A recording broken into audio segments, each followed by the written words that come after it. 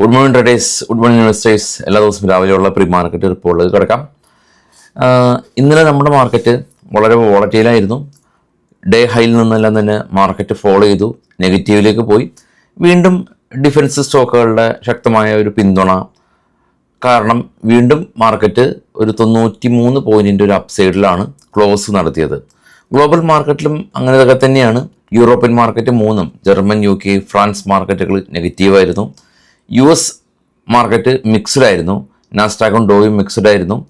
ഇപ്പോൾ ട്രേഡ് ചെയ്യുന്ന US future എന്നാൽ നെഗറ്റീവാണ്. 140 പോയിൻറ്റ് നെഗറ്റീവായിട്ടാണ് ട്രേഡ് തുടരുന്നത്. കാരണം മാർക്കറ്റ് റിക്കവറി രേഖപ്പെടുത്തി. ഇനി ഫർദറായിട്ട് എന്തെങ്കിലും ഒരു റീസൺ വേണം മുന്നോട്ട് പോകാനായിട്ട്. പക്ഷേ ഇന്ത്യൻ മാർക്കറ്റിനെ സംബന്ധിച്ച് ഒരു റീസൺ എന്ന് പറയുന്നത് FISും DISും ഇന്ത്യൻ മാർക്കറ്റിൽ ബയേഴ്സായിരുന്നു ഇന്നലെയും. അവർ ഇന്നലെയും FISും ബൈ ചെയ്തു, DISും ബൈ ചെയ്തു. അപ്പോൾ ഇന്ത്യൻ മാർക്കറ്റിൽ അതാണ് ഒരു പോസിറ്റീവായിട്ടുള്ള ട്രിഗർ ഉള്ളത്. ഗ്ലോബലി നോക്കുകയാണെങ്കിൽ ഒരു മിക്സഡ് അവസ്ഥയാണ് ഉള്ളത്. US ഫിക്സ് ക്രാഷ് ചെയ്തു, കാരണം പ്രത്യേകിച്ച് ഫിയർ ഇല്ല. ചൈന US ട്രേഡ് എല്ലാം തന്നെ നെഗോസിയേഷൻ നടന്നു കഴിഞ്ഞു, പോസിറ്റീവാണ്. ഇനിയിപ്പോൾ യൂറോപ്പായിട്ട് നെഗോഷിയേഷൻ നടക്കാനുണ്ട്. അപ്പോൾ അതിൻ്റെ ഒരു അൺസർട്ടനിറ്റി യൂറോപ്യൻ മാർക്കറ്റിലുണ്ട്. അതുകൊണ്ടാണ് ഇന്നലെ യൂറോപ്യൻ മാർക്കറ്റ് നെഗറ്റീവിൽ ക്ലോസ് ചെയ്തിട്ടുള്ളത്. ഗ്ലോബൽ മാർക്കറ്റ് ഒന്ന് കണ്ടുവരാം. ഏറ്റവും താഴെ കാണുന്ന നാസ്ഡാക്ക് പോസിറ്റീവായിരുന്നു, ഡോ നെഗറ്റീവായിരുന്നു. അതിന് മുകളിലുള്ള 3 യൂറോപ്യൻ മാർക്കറ്റുകൾ നെഗറ്റീവായിരുന്നു. കുറച്ചും കൂടി മുകളിലേക്ക് പോകുകയാണെങ്കിൽ ഡോ ഫ്യൂച്ചർ ഇപ്പോൾ ട്രേഡ് ചെയ്ത 143 പോയിൻറ്റ് നെഗറ്റീവാണ്. പിന്നെ മുകളിലേക്ക് പോകുകയാണെങ്കിൽ ഏഷ്യൻ മാർക്കറ്റ് പ്രത്യേകിച്ച് ഒരു ഡയറക്ഷനോ കാര്യങ്ങളൊന്നുമില്ല. ഏഷ്യൻ മാർക്കറ്റുകളെല്ലാം തന്നെ മിക്സഡായ ഒരവസ്ഥയിലാണ്. കുറച്ച് സ്റ്റോക്കുകളുടെ വാർത്തകളിലൊക്കെ പോകാം. ഇത് ബൈസെൽ റെക്കമെൻഡേഷൻ അല്ല. അതിനു മുമ്പ് ചുരുങ്ങിയ ചിലവിൽ ഡിമാറ്റ് അക്കൗണ്ടുകൾ ഓപ്പൺ ചെയ്യാൻ താല്പര്യമുള്ള ആളുകൾക്ക് അപ്സ്റ്റോക്കിൻ്റെ അക്കൗണ്ട് ഓപ്പൺ ചെയ്യാം. ഫ്രീ ആണ് അക്കൗണ്ട് ഓപ്പണിംഗ്. ഏറ്റവും കുറഞ്ഞ ചിലവിൽ നമുക്ക് ട്രേഡുകളൊക്കെ ചെയ്യാൻ സാധിക്കും. ഓപ്ഷൻ ചെയ്യുന്ന ആളുകൾക്കും മ്യൂച്വൽ ഫണ്ട് ഇൻവെസ്റ്റ്മെൻറ്റ് ചെയ്യുന്ന ആളുകൾക്കും അനുയോജ്യമാണ്.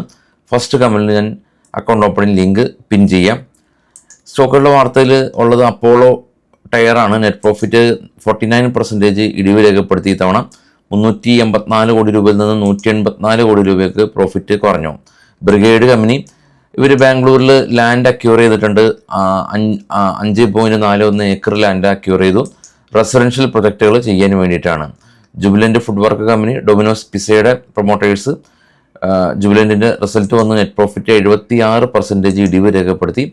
ഐഷർ മോട്ടേഴ്സ് 1070 കോടി രൂപയിൽ നിന്ന് 1362 കോടി രൂപയിലേക്ക് പ്രോഫിറ്റ് ഉയർത്തി. ടാറ്റ പവർ 895 കോടി രൂപയിൽ നിന്ന് 1043 കോടി രൂപയിലേക്ക് പ്രോഫിറ്റ് ഉയർത്തി. മുത്തൂറ്റ് 1056 നിന്ന് 1510 കോടി രൂപയിലേക്ക് പ്രോഫിറ്റ് ഉയർത്തി. ടോറന്റ് പവർ 430 കോടി രൂപയിൽ നിന്ന് 1060 കോടി രൂപയിലേക്ക് പ്രോഫിറ്റ് ഉയർത്തി. തിലകനഗർ ഇൻഡസ്ട്രീസ് 31 കോടി രൂപയിൽ നിന്ന് 77 കോടി രൂപയിലേക്ക് പ്രോഫിറ്റ് ഉയർത്തി. രേണുക ഷുഗർ കമ്പനി 112 കോടി രൂപ ലോസ് ഉണ്ടായ കമ്പനിയാണ്. ഇപ്പോൾ 91 കോടി രൂപ പ്രോഫിറ്റ് ഉയർത്തി. പിരമൽ ഫാർമ 101 കോടി രൂപയിൽ നിന്ന് 150 കോടി രൂപയിലേക്ക് പ്രോഫിറ്റ് ഉയർത്തി. ലുപ്പിൻ കമ്പനി 359 കോടി രൂപയിൽ നിന്ന് 773 കോടി രൂപയിലേക്ക് പ്രോഫിറ്റ് ഉയർത്തിയതായിട്ടുള്ള സ്റ്റോക്കുകളുടെ വാർത്തകൾ മാത്രമാണ്. ഇത് ബൈസെൽ റെക്കമെൻഡേഷൻ അല്ല. വൈകിട്ട് കാണാം. Thank you.